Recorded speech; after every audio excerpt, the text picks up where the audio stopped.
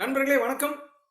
Asset creation sir, ஒரு யங்கருக்கு personal அசெட்டை create பண்றது இன்னைக்கு ரொம்ப முக்கியம். பிகாஸ் ஆஃப் நீங்க நிறைய செலவழிச்சு பழகிட்டீங்க, சம்பாரிச்சு பழகிருக்கீங்க. ஒரு கட்டத்தில் ஃபார் எக்ஸாம்பிள் ஒரு 50 வயசுக்கு மேல உங்களால சம்பாதிக்க முடியலன்னா அது ரொம்ப கஷ்டம். ஏன்னா பழகியாச்சு, லைஃப் எக்ஸ்டென்ஷன் ஜாஸ்தி. அதனால நான் உங்களுக்கு ஒரு 2 மெத்தட் சொல்ல போறேன். பர்சனல் அசெட்டை எப்படி கிரியேட் பண்றதுன்னு நான் சொல்ல போறேன். இதையே லைஃப் இன்சூரன்ஸ்ல எப்படி கிரியேட் பண்ணலாம், ஏன் அது பெஸ்ட்டுங்கிறதையும் நான் உங்களுக்கு சொல்ல போறேன். ரொம்ப சிம்பிள், 5 மினிட்ஸ். சரிங்க. அசெட்னா இன்னைக்கு ஒரு 2-3 விஷயம் பெஸ்டா இருக்கணுங்க. அதுதான் அசெட். உலகம் பூரா இதுதான். லிக்விடிட்டி இருக்கணும். லிக்விடிட்டினா பணமா மாத்திக்கணும். growth இருக்கணும் சார், வளரணும். அடுத்தது சேஃப்டி இருக்கணும். போட்ட பணத்துக்கு கண்டிப்பா எனக்கு கேரண்டி இருக்கணும். அதே மாதிரி ஃப்ரெண்ட், உங்களுக்கு அசெட்டை கிரியேட் பண்றதுக்கும் உலகம் பூரா 2 மெத்தட் தான் யூஸ் பண்றாங்க. என்ன மெத்தட் அப்படின்னா, சேவ் பண்ணி அப்புறமா கிரியேட் பண்றது. கொஞ்சம் கொஞ்சமா சேர்த்து ஒரு பர்டிகுலர் இயர்ல அல்லது அது ஒரு முதிர்வடைஞ்சு வரும்போது அல்லது ஃபுல் அமௌண்ட் வரும்போது உங்களுக்கு அந்த சொத்தை உங்ககிட்ட கொடுக்கறது. இதுதான் உலக பூரா இருக்கிற மெத்தட். இன்னொரு மெத்தட் இருக்குங்க உலகத்துல, ரொம்ப rare method, create and save method. அப்படின்னா சொத்தை ஏற்கனவே கொடுத்துருவோம், அதுக்கப்புறம் நீங்க கட்டினா போதும். இப்படி ஒரு மெத்தடும் இருக்கு. சரி, இப்போ நான் இந்த 3 மெத்தடையும் உங்களுக்கு இன் டீட்டெயில சொல்றேன். நீங்க லாஜிக்கா யோசிங்க. நான் சொல்றதெல்லாம் நம்ப வேண்டாம், வேணா கூகுள்ல சர்ச் பண்ணி பாத்துங்க. சார், அசெட் கிரியேட் பண்றதுக்கு லைஃப் இன்சூரன்ஸ் தான் அட்டகாசமான வழி. அப்படிங்கிறதுக்கு நான் உங்களுக்கு அந்த ஏற்கனவே சொன்னதவே சொல்றேன். லிக்விடிட்டி, நீங்க பணம் பிரீமியம் பே பண்ணிட்டு இருக்கிற போதும் உங்களுக்கு லிக்விடிட்டி ஆப்ஷன் இருக்கு. நான் உங்களுக்கு எக்ஸ்பிளைன் பண்றேன். மெச்சூரிட்டியா லிக்விடா தான் கொடுப்போம், சொத்தா கொடுக்க மாட்டோம், பாண்டா கொடுக்க மாட்டோம். எந்த லாஜிக்கும் இல்லை. பாண்ட்லயே இருக்கு. உங்களுக்கு இந்திய கரன்சியில செட்டில் பண்ணுவோம்னு தான் இருக்கு. அதனால லிக்விடா தான் கொடுப்போம். லிக்விடிட்டி பத்தி கவலைப்பட வேண்டாம். இடையில லிக்விடிட்டி பத்தி இந்த இடத்துல யோசிக்க கூடாது. ஏன்னா நான் உங்களுக்கு பேசிட்டேன், பர்சனல் அசெட்டை நீங்க கிரியேட் பண்ண போறீங்க. உலகத்திலேயே 10 நாள்லயோ 20 நாள்லயோ 3 நாள்லயோ ஒரு மிகப்பெரிய அசெட்டை கிரியேட் பண்ணவே முடியாது. சரிங்களா? நான் 1,50,00,000 பத்தி நான் பேசிட்டு இருக்கேன். அதனாலதான் நான் கொஞ்சம் அது டைம் எடுத்துக்கிறேன். அந்த டைம் வரைக்கும் நீங்க விடணும். அப்ப லிக்விடிட்டியா தான் வரும். growth கண்டிப்பா எல்ஐசியில் 6-7% வருங்க. ஃபார் எக்ஸாம்பிள் நீங்க சொல்றதுல ஒருவேளை மியூச்சுவல் ஃபண்டோ அல்லது கோல்டோ ரியல் எஸ்டேட்லயோ பல மடங்கு போகலாம். ஆனா அதுல வேற சில ப்ராப்ளமும் இருக்கு. நீங்களே யோசிங்க. மியூச்சுவல் ஃபண்ட்ல சேஃப்டி சுத்தமே இல்லை. ஆனா நாங்க சேஃப்டி கொடுக்குறோம். பாண்டில் பிரிண்ட் பண்ணி கொடுக்குறோம், சம் அஷ்யூர்ட் வித் போனஸ்ன்னு. ரைட்டுங்களா?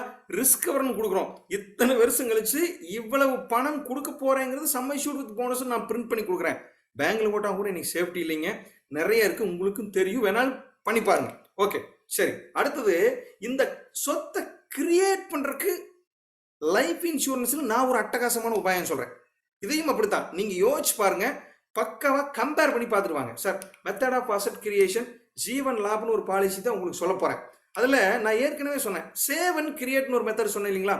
சார், மாசம் மாசமா கிரியேட் பண்ணணும். மியூச்சுவல் ஃபண்ட் போடுங்க, பேங்க் போடுங்க, தங்க வாங்க, என்ன வாங்கினாலும் கட்டிட்டு இருக்கிறாங்க பணம். 6 மாசம், 1 வருஷம், 2 வருஷம், 5 வருஷம்.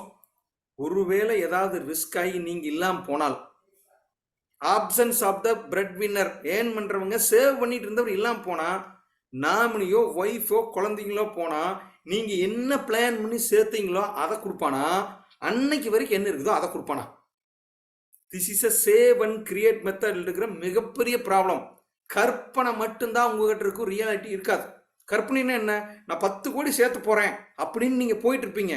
பட் அந்த இடத்துல எதிர்பாராத விதமா ஏதாவது பிரேக் ஆனா, ஆப்சென்ட் ஆனா, வருமானம் நின்னா, பணம் கட்ட முடியாம போனால், உங்களுடைய கற்பனையும் உங்களுடைய எதிர்பார்ப்பையும் அந்த மெத்தட் கொடுக்காது. ரியாலிட்டி என்னவோ அதான் கொடுக்கும். சரிங்களா?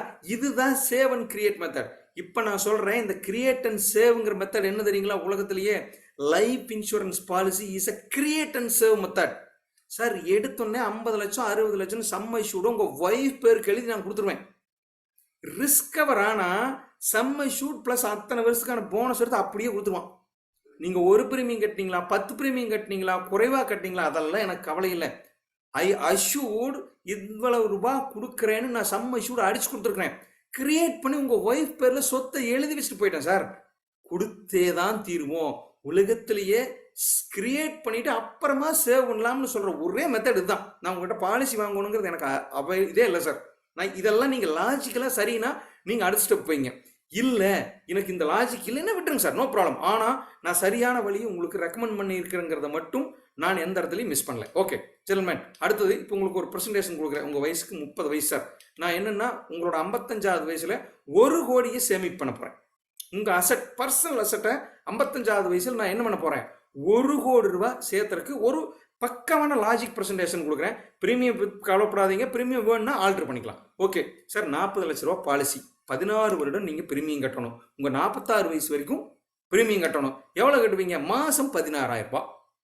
16 வருடத்துக்கு மட்டும்தான் நீங்கள் கட்ட போகிறீங்க. அடுத்தது 9 வருடத்துக்கு நீங்கள் ப்ரீமியம் கட்ட போகிறதில்ல. உங்களோட 55வது வயசில் நான் 1 கோடி ரூபா மெச்சூரிட்டி கொடுப்பேன் சார். இதுதான் ரொம்ப சிம்பிளான அட்டகாசமான ஒரு asset creation plan, personal asset create plan. அப்போ இதில் என்ன, உங்களுக்கு நீங்கள் கட்டியிருக்கீங்க, அதுக்கு போனஸை போட்டு நான் என்ன பண்ணிட்டேன், 1 கோடி ரூபாய் செட்டில் பண்ணிட்டேன் சார். சார் நீங்கள் எப்படி வேணாலும் கணக்கு போடுங்க, 1 கோடி ரூபாய்க்கு இன்கம் டேக்ஸ் கிடையாது. நீங்கள் பணம் கட்டிட்டு இருந்திருக்கீங்க, அதுக்கு இன்கம் டேக்ஸ் ரிபேட் வாங்கியிருக்கீங்க. கேரண்டியா எப்படி போட்டாலும் 7 + 1 8% உங்களுக்கு டேக்ஸ் பிடிக்கல. உங்களுக்கு ரிஸ்க் வரை நான் ப்ரொவைட் பண்ணியிருக்கேன். அந்த ரிஸ்க் வரை என்னங்கிறது நான் உங்களுக்கு அடுத்து சொல்கிறேன். அதுக்கு ஒரு பர்சன்டேஜ் போட்டால் கூட எப்படி போட்டாலும் 9லேருந்து 9% சார். சார் கண்டிப்பாக இந்தியாவில் ரொம்ப கேரண்டியான ஒரு ப்ராடக்ட்டுக்கு 9% வருதுன்னா எங்கேயுமே வாய்ப்பில்லை சார். நீங்கள் வேணால் சர்ச் பண்ணி பார்த்துங்க. திஸ் இஸ் அ பக்கா அசட் கிரியேஷன் மெத்தட். சரி சார், அடுத்தது ஃபைனலி இதுதான் நான் உங்கள்கிட்ட முக்கியமாக சொல்லணுங்கிறது. நான் அப்படியே சொன்ன மாதிரி உங்களுக்கு 55 வயசில் 1 கோடி வரணுங்கிறத போயிட்டு இருக்கோம். நானும் உங்களுக்கு ஒர்க் அவுட் பண்ணி கொடுத்துட்டேன், பண்ணிட்டு இருக்கோம் சார். ஒரு ஃபார் எக்ஸாம்பிள், நான் இந்த விஷயத்தை சொல்லாமல் லைஃப் இன்சூரன்ஸை உங்கள்கிட்ட எக்ஸ்பிளைன் பண்ண முடியாது. எப்படின்னா 16,000 ரூபா கட்டிட்டு இருக்கீங்க. ஃபார் ஏதாவது ஒரு அதாவது ஒரு அன்இவென்ட்ஃபுல் நடந்து 40 வயசுல இறந்து போயிட்டான் சார், அன்னைக்கு எவ்வளவு கட்டிட்டீங்களோ அதை மட்டும் கொடுக்க மாட்டான், மற்ற இன்ஸ்ட்ருமெண்ட் மாற. இதுதான் அட்டகாசமான மெத்தட். என்ன மெத்தட்னா, 10 வருஷத்தில் நீங்கள் கணக்கு போட்டு உங்கள் 40 லட்சம் சேர்ந்துள்ள போனஸ் எல்லாம் சேர்த்து ஆக்சிடென்ட் பண்ணி போட்டாலும் 98 லட்சம் கொடுப்பேன் சார். ஆனால் நீங்கள் கட்டியிருக்கிறது பார்த்தீங்கன்னா 20 லட்சம் 25 லட்சம் கூட கட்டியிருக்க மாட்டீங்க. நாங்கள் அந்த கணக்கு பார்க்கல, ஆல்ரெடி என்ன உறுதி கொடுத்தோமோ அதை கொடுப்போம். அப்போ இதில் என்ன, நல்லா இருந்தால் எனக்கு என்னோட சொத்து என் பேருக்கு வந்துடும். ஒருவேளை நான் கட்ட முடியாமல் போயிட்டா அதே சொத்து, என்னோட சொத்து நான் கட்டி முடிச்சதெல்லாம் கணக்கு போடாமல் என் ஃபேமிலிக்கு போயிடும். அப்போ நான் சொத்தை கிரியேட் பண்ணிட்டேன் சார். நான் கட்டிட்டு இருக்கேன், நல்லா இருந்தால் சொத்தை என் பேருக்கு எழுதி கொடுத்துருவாங்க. ஒருவேளை நான் நல்லா போயிட்டேன், என் பையனுக்கும் என் ஒய்ஃப் பேருக்கும் அதே சொத்தை எழுதி கொடுத்துட்டு போவாங்க. இதுதான் உலகத்தில் பெஸ்ட் மெத்தடாக முதல் பர்சனல் சொத்தை சேர்த்துறதுக்கு நீங்கள் ஏற்பாடு பண்ணுங்க. ஃப்ரெண்ட்ஸ், நான் உங்களை வேற இன்ஸ்ட்ருமெண்ட் போவேணான்னு சொல்லலை. ஒருவேளை நீங்கள் போகிறதா இருந்தால் அடுத்த ஸ்டெப் போங்க. இது பேசிக்காக உங்கள் பாதுகாப்புக்கு எடுத்து வச்சுட்டு அடுத்த ஸ்டெப் போகலாம். ஓகே, நன்றி நண்பர்களே.